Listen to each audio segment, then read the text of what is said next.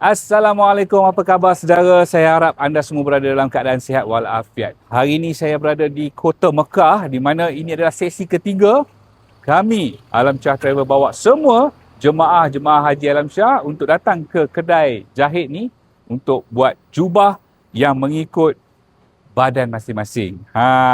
Seperti biasalah, Alam Shah ni mesti akan buat benda-benda yang luar biasa sampai ada syarikat-syarikat lain yang tiru kami. Tapi tak apa, tak ada masalah. Jom kita tengok sesi yang ketiga jemaah Haji Alam Shah ni buat baju. Jom.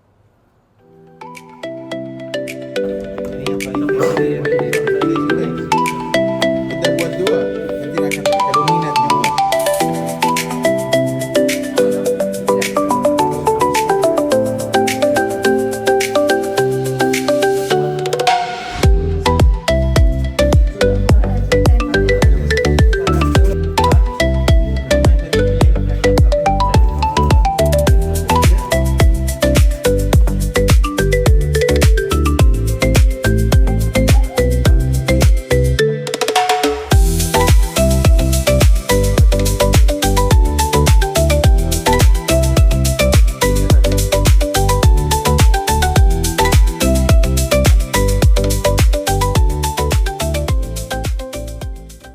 Berapa lai je? Dua. Berapa lai nampak?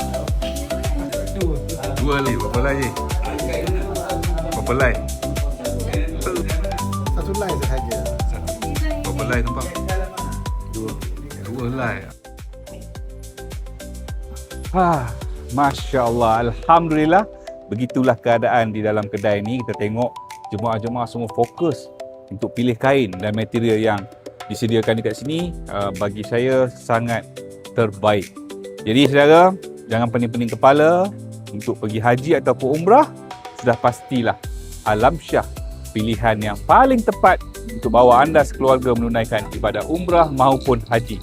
Jadi jangan lupa untuk layari semua media sosial Alam Shah Travel untuk mendapatkan maklumat lanjut berkenaan dengan umrah ataupun haji. InsyaAllah. Assalamualaikum. Kita jumpa lagi.